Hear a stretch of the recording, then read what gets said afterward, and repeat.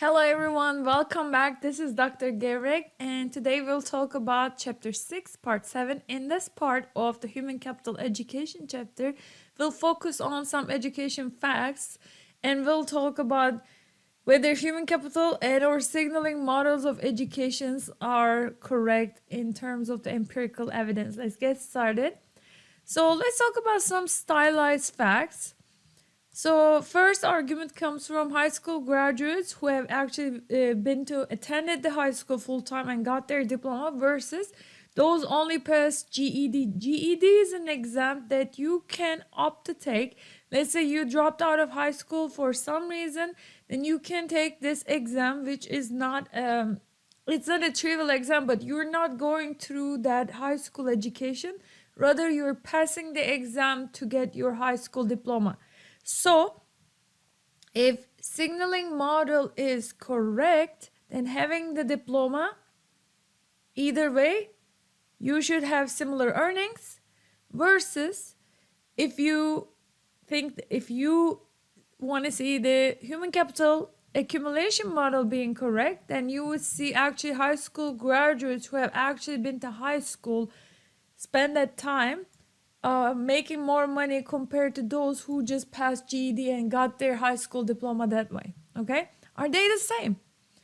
GED and high school dropouts are actually very similar. So the data shows that people who hold GED and those who have never passed GED and dropped out of high school, they earn very similar. So it's not just a diploma, but by going through that education, you're actually changing. So this is a little bit support of human capital theory.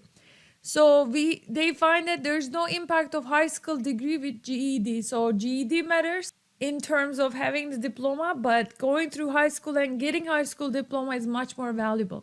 Okay, so let's talk about sheepskin and diploma effect. The previous literature actually finds some sheepskin effect or diploma effect which supports the signaling model. Okay, so highly educated workers, of course, earn more than less educated workers.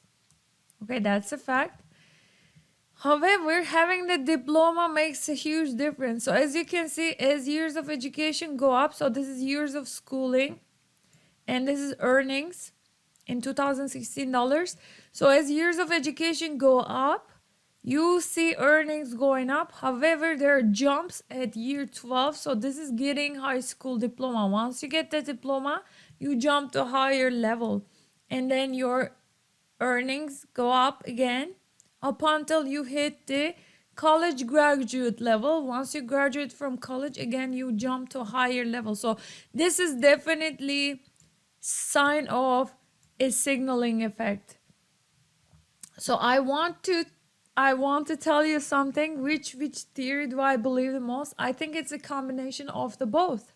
Yes, colleges and more education makes us smarter, increases our ability. So we do have human capital effect of education, but also signaling effect. Some people actually benefit for going to college because of that diploma effect, and also if it's a, let's say, a prestigious university, right? The impact is even higher. We're going to study that in the labor market discrimination. All right, so worker productivity and earnings rise over time. So this is fact number 3. So it's not just constant, right? Your ability does not stay constant. Your productivity and earnings go up. So you can see this in an age earnings profile. This is as you age, and this is your earnings trajectory. As you age, your earnings go up. After a while, it's going to plateau. And why? It's because of on-the-job training or learning by doing. I've been a full-time professor for more than now 15 years. Okay, so as a professor with PhD, right? So me as a professor first couple of years versus me as a professor now, it's a whole different ball game. Why? Because there's on-the-job training. I always train myself by attending seminars, reading articles, by focusing on research, but also using research and teaching as a symbiotic relationship. Also learning by doing. At first, when I was a first professor, I would get really like sick to my stomach before teaching a class. I would get really stressed out. Now everything is really natural. I just go in and teach. And as we grow older, wage rate eventually will slow down. Okay, so that's the aging effect. All right, so some other fact is those who are more educated will experience a faster growth in wages. So let's say if this is high school graduates, wage age earnings profile. High school graduates are here at age 22, right? So their earnings are increasing. They didn't go to college, but college graduates' earnings started 22. It does start not only high, but also it grows at a faster rate. You can see it's steeper. Okay, so let's take a look at, this is what the theory says.